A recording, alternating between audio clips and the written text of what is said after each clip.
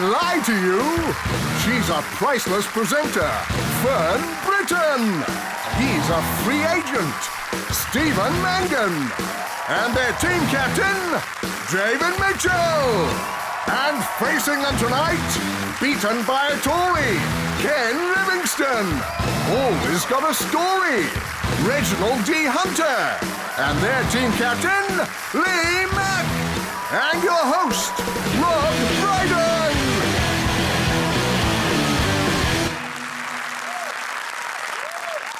Hello, good evening, and welcome to Would I Lie to You, the show where fibbing is the order of the day. When they're lying, people fidget awkwardly, they shuffle their feet, and they avoid eye contact. I know this is a fact because the other day I did a stand-up gig to an audience of 2,000 liars.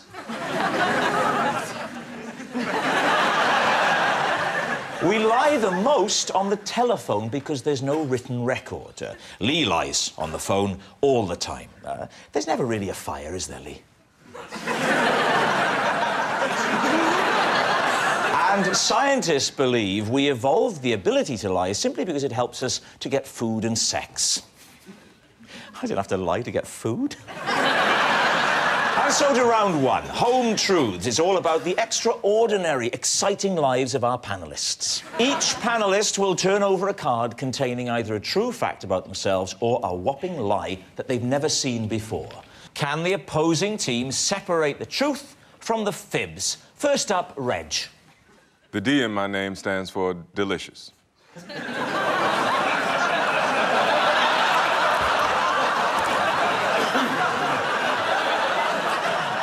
Obviously, why?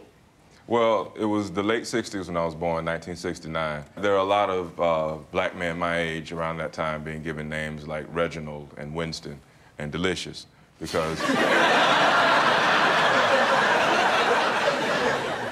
because at that time in America, affirmative action had just started. So black women saw an opportunity for their children to get more jobs. So what they did was, we're gonna give him a name that will enable him to be, you know, recognizable yet dignified to potential employers. And delicious is dignified. well, I mean, you have to understand how it's a little different in the black community than it is in your white world.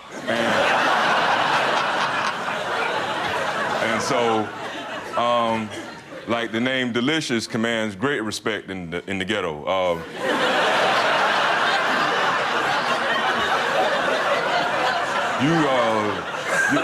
You probably don't listen to much rap music, do you, Fern? Then there's MC Delicious, Big Papa Delicious. French Golden.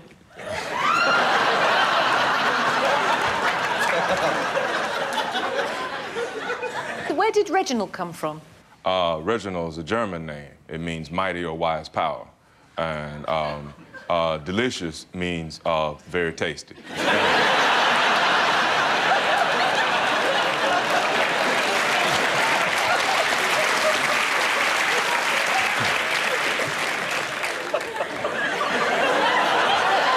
What was your father's name? My father's name is Homer. And what was his middle bit? He didn't have a middle name. No. He grew up in the 30s and 40s, and it was very tough times for black people, and he couldn't afford a middle name.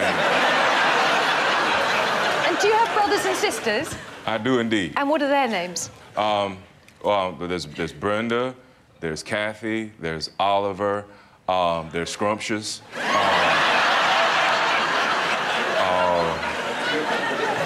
I don't think people would have thought that calling you delicious would help you get jobs, except as a food.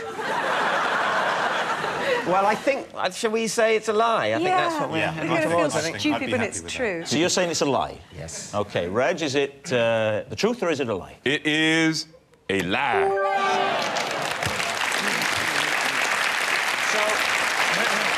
So what does the D stand for in your name? What does the D stand for in my name? None of your business. The D in Reg's name does not stand for delicious. I did once meet a person called Delicious, but I'm not sure it was her real name, or if the other girl was really her sister, or if either of them were actually qualified nurses. But I will say, if you are watching Delicious, could I please have my wallet back? And Stephen Mangan, you're up next. Yeah, I once guessed the exact number of sweets in a Mini Cooper and was awarded a prize by Britain's tallest man. How many sweets were in that car? Yep. I can't remember, actually. Oh, when was this? I would have been about 11.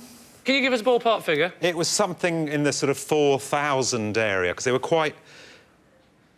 they were quite big. I don't think they were... 4,000 sweets in a Mini Cooper? I don't think they were How real sweets. They were probably, like, fake big sweets. Right. What sweet were they? What tipped you No off to idea. make you think that they was fake? They just looked too big for a mouth. If they're that big, you said about that big? Quite big, yeah. But I don't know, about, yeah. So they had massive fake sweets in a Mini Cooper. Yeah.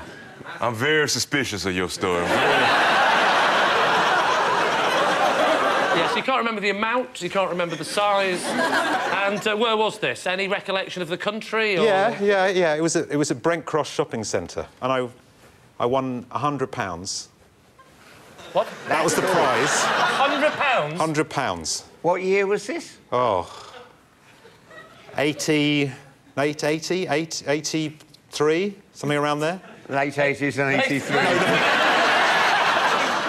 Do you know, one bit of advice, don't ever try and make it in politics. You haven't got a chance. And he knows.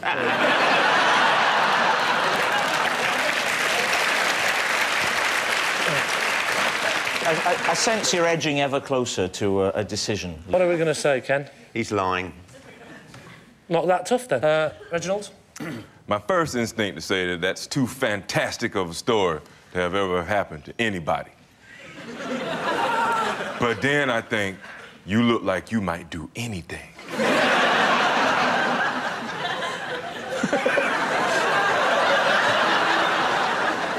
I'm gonna go with yeah.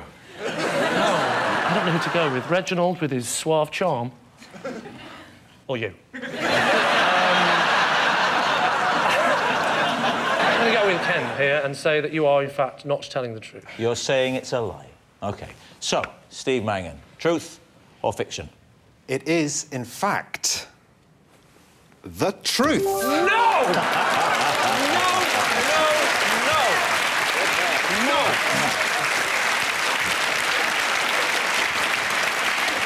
Yes, it's actually true. Stephen did guess the exact number of sweets in a Mini Cooper and was awarded a prize by Britain's tallest man. I'm so glad that that story ended happily, considering it had the words car, sweeties and strange man in it. Ken, your turn to reveal all. I am the Mayor of London.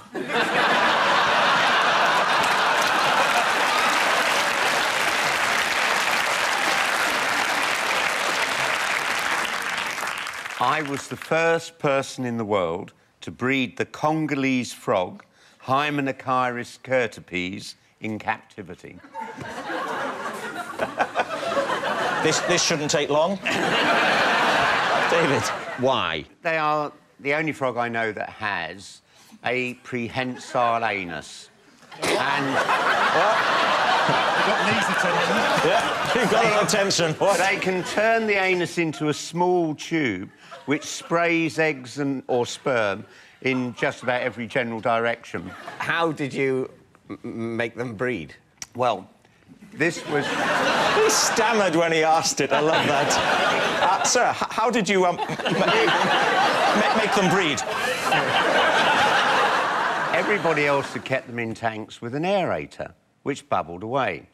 And with the prehensile anus spraying the sperm and the eggs in all directions, if it's bubbly water, they just sink down and nothing happens. They need to stay on the surface film. So it's pure luck on my part. Not in my wildest dreams did I ever think I'd hear Ken Livingstone say anus so many times. You should have been around on election night. OK, David, what is your decision? You think it's... I think it's a very clever lie, because we know how you like amphibians or reptiles or whatever. What is it? What's Politicians. The Politicians.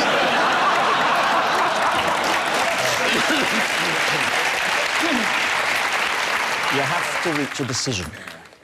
Has he What had do a you lie think? yet, or is it truth? true or false? She thinks it's a lie, see? Right. You can't ask members of the Of course audience. you can. What is this? Okay, hands up who thinks it's a lie. Hands up. And, yeah, and who thinks it's true? What's this?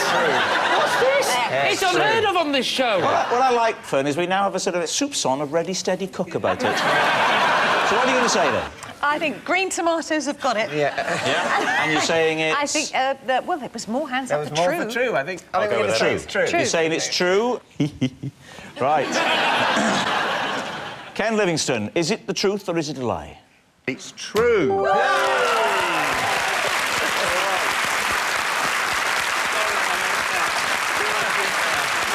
Yes, it's completely true.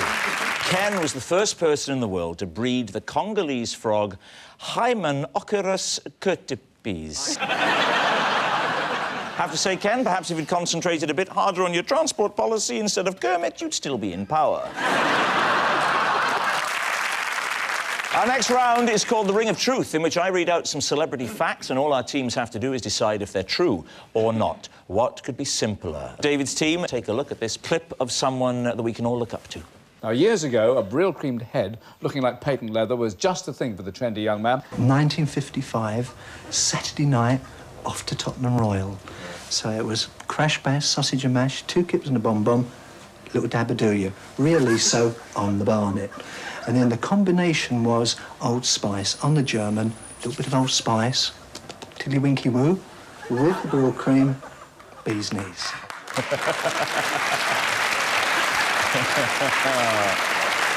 You know what? I wouldn't mind giving him a punchy wunch in the boat race.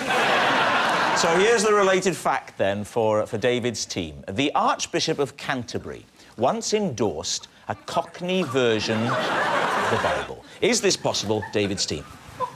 Why would you need a Cockney version of the Bible? It was to make the Bible more accessible to the man on the street. So... Some blush tomato, stigmata.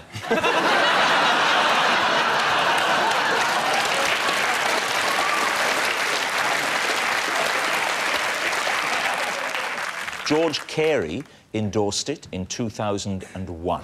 The feeding of the 5,000 becomes Jesus feeding 5,000 geezers from 5 loaves of Uncle Ned and 2 Lillian Gish. Jesus heals a deaf and dumb man is translated as Jesus heals a Mutton Jeff geezer who couldn't rabbit either. Please let this be true.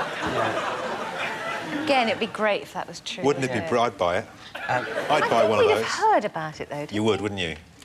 Chaz and Dave would have done a CD. Why is that clever, the rhyming stuff? Why is that good? You're using language to make it unclear. Say what you mean. Do you think it was to stop the police knowing what you were talking about? Well, people shouldn't stop the police knowing what they're talking about. So what are you going to say? Yeah. I'd like to believe it, but I think it's a lie. It has to be a lie, doesn't it? OK, we'll say lie. You're saying lie. It is true.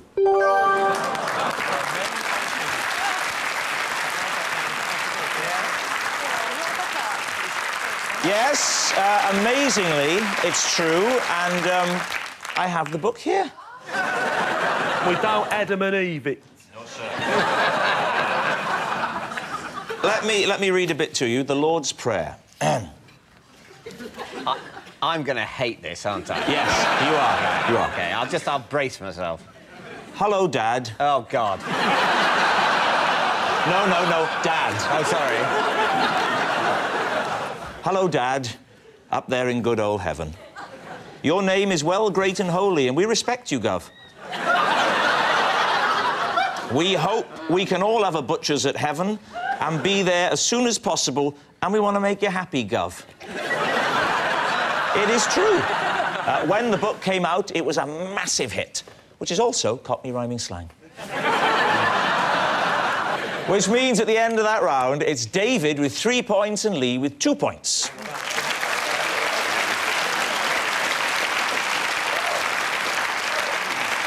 Our next round is called This Is My, where we bring on a mystery guest who has a close connection to one of our panellists, or, more embarrassingly, is someone from the child support agency looking for Lee. This week, each of David's team will claim it's them that has the genuine connection to the guest, and it's up to Lee's team to spot who's telling the truth. So please welcome this week's special guest, Gordon.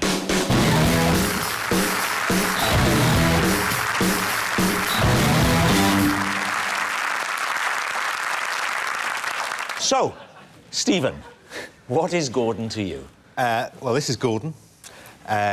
Gordon and I were in a prog rock band called Aragon, and we recorded an album called The Wizard's Dream.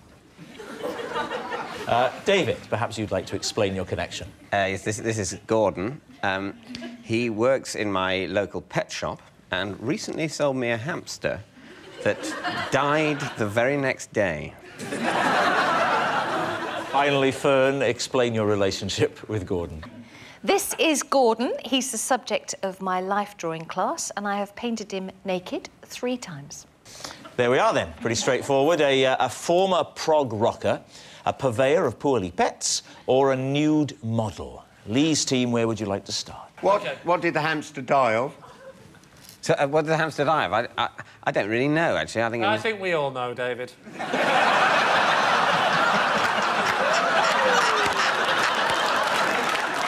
You didn't take it back and ask your money back or ask an explanation about why it died? You just brought the man who sold you the dead hamster on the show. That's justice. Who was the hamster for? It was for the godson of some friends of mine. No, rather my godson, who is the son of some friends of mine. Can I ask, are you close? It was for God's son. For his birthday, I bought him a hamster, and he came down the next morning. And the hamster was no longer alive. OK. Stephen. Hello. Could you remind us again of the name of the band? Aragon. OK. And what was the album? The Wizard's Dream. Can you name some of the songs on the album? Yep. In fact, I've changed the question. Name them all without stopping for breath. There was The Dragon, which was 15 minutes long. Reflections of the Reaper. Fool by the Fire. There were 4 songs, that's 3. 4 songs on an album? Yeah, well, one was 15 minutes long. Which year was this? This was the early 90s, 1986. How many members of the band were there? There were 4 at that point. Could you name the other members? Yes. Do it. Right. See where you're going. Charlie Dilks. Yeah. Good old Charlie. And Angus Ford Robertson. And Fern. Now, you take sketches of this man here. So, what, you built up from fruit to flowers to his testicles, or...? We started on a ladder and a bit of fabric and paintbrushes and things, and then we moved on to, eventually, Gordon, and he was there for three sessions. OK, now let me ask you this. When did you do this course? 2 years ago I started, and I still do them. You still do them? Now, you get up and rush off to the studio, you got 4 kids, and you have whatever extra things you do, and then you have time to go and paint men you don't know nuts. Well, it's only... It's 7 o'clock to 8:30. Really? Yes. Really? You very energetic woman, Fern. Do all that. Don't say thank you. It's not a compliment, it's an accusation. So, Lee's team. Is Gordon Stephen's ex-bandmate, David's hamster vendor, or Fern's nude model? OK, what do you think, Reginald? I don't think Fern had the time. I don't believe you would ever try to handle a hamster, living or dead. And I think it's you, because you and this cat here, Gordon, y'all got the same eyebrow.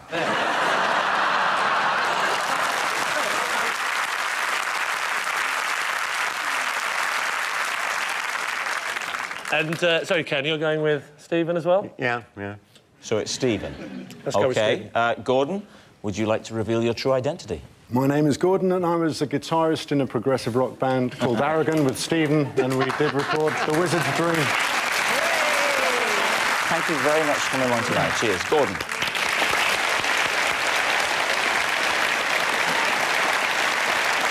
Yes, the story was true. Gordon was Stephen's bandmate.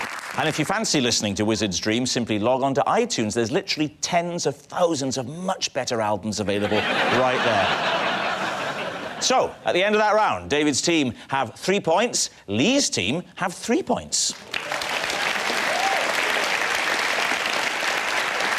Which brings us to our final round called Quickfire Lies, in which our panellists lie not only through their teeth, but against the clock. And again, they don't know whether they're about to read out a true fact about themselves or a lie that we've made up and they've never seen before. So we will start with Lee.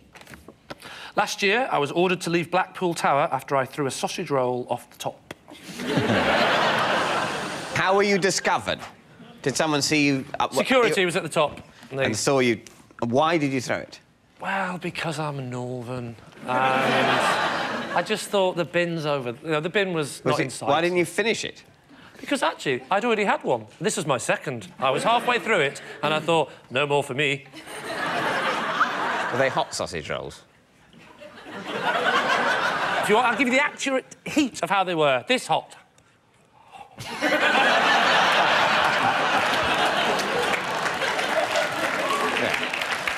Why did you throw it off the top? You're there, there's security there. It's a horrible thing to do. Because how fast is a hot, or even quite hot, sausage roll going to be moving by the time it you're wrong, hits David. some No, it wasn't quite hot. morbidly obese child down on the promenade having a miserable time on holiday in Blackpool, of all places, and then he's just heard about the divorce of his parents, consoling himself with another load of high-sugar snacks, and the next thing he knows, a warmish sausage roll hits him slap in the face. He's trying to eat the second sausage roll.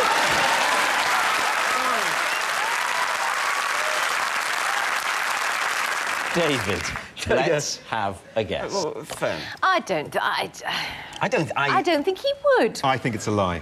I think we think this is a lie. Yeah. You're all agreed? Yes. It's a lie? It's a lie. OK, Lee, is it the truth or is it a lie? It's actually a lie.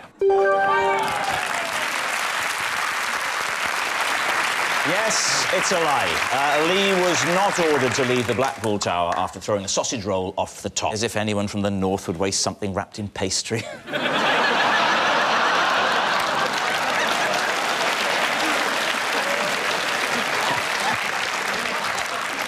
And next, it's David.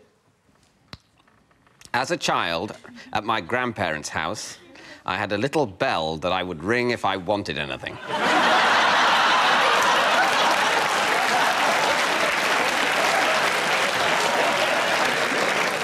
Lee. Why did you have a bell? Well, there was a bell. It was a pre-existent bell. There was a bell in the house, and I liked it. Only at the grandparents' house? Yes. Not at home? Because your parents didn't play that shit. Yeah. At home, you just sort of went... And... So how old were you? About 6. What were the things you wanted when you rang the bell? More chips. A glass of orange squash. Sense of purpose in life. Was it both grandmother and grandfather that would come and wait on you hand and foot, or was it just one or the other? I was a small child. I was indulged to a certain extent, but then also to a certain extent there was, can you actually just stop ringing your bell now? OK. So, Lee's team, what do you think? The parents could easily have had a bell, and the little brat could have just... I liked the bell. I liked ringing the bell. He liked ringing the bell. Is it true or is it a lie? Reginald Delicious Hunter. Well, sausage roll, I believe that there's a simplicity to the story that rings true. I'll go with that. Go on, then. We'll say that that's true. You're saying it's true. David, is it true or is it a lie? Well, it is, in fact, true.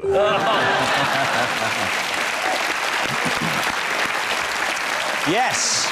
Yes, it's true. As a child, David's grandparents' house did have a little bell that he would ring if he wanted anything. Ding-a-ling. Could I have a posher upbringing, please? That's a remarkable impression, because it has the advantage of also sounding quite a lot like Ken Livingstone. I thought that as I did it. I know. You're absolutely right. As I did it, I thought, this isn't the best David Mitchell I've ever done. Right. If it was going to be one of the good David Mitchells, it'd be a bit more like this. I don't know why anybody would think I would do that. Why would they think that? And I'll tell you another thing.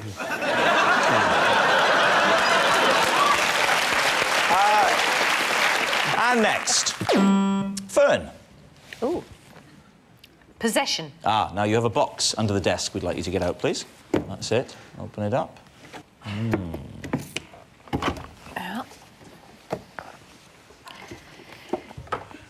This is my tea cosy. I take it absolutely everywhere with me because I can't stand a cold teapot. For no reason at all. David, could you just put it on your head? You all right? Right, now get a big stick. George Carey! I feel quite important. Can I have a little bell? If you take it everywhere, why isn't it more grubby? Ooh, is it grubby? How hot do you like your tea? How hot? I don't like it when you go like this. Oh, tongue's all burnt, and then the rest of the day you can't taste anything. This is the language this is of the Lee Mack miming scale. burn. Yeah. All right? Yeah. The rest but of I like humanity it when it's like... uses numbers to, temperature. You use mime. Because that would make sense. Is your tea all right? Yes, it's a number 7. Maybe a 6, I'm not sure. So, genuinely, the idea of numbers denoting temperatures is new to you. Do you think that sounds ridiculous? Yes, it is. Temperature is measured in units. But you don't say it's a 7, do you? I'm talking No, you don't to the say lady, not the nutter. You don't want to... Ignore the... Who would want a 7? Anyway, a 7? That's horrendously cold. In whichever scale. If it's centigrade, it's too cold. If it's Fahrenheit, it's solid. So, Lee, we need a guess, please. What do you think? Come on, man, come on. Could you be equally cool? I think it's a lie. OK, so that's a lie. You're saying it's a lie? Fern, is it true or is it a lie? It's true. Oh! Why do you do that? Yes, it's true. That is Fern's tea cosy, and she takes it everywhere with her because she can't stand a cold teapot. Hey, that Showbiz really is rock and roll, isn't it? It's stashed full of skunk.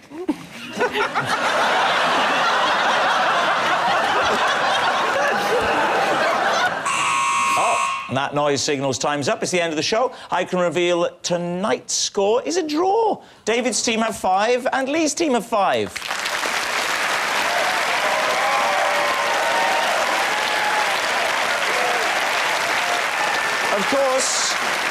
Of course, it's not just a team game, and my individual liar of the week this week is Fern Britton. Yes. Fern Britton, whose gigantic whoppers were as beautifully showcased tonight as they were on her 2003 Pilates video. Good night.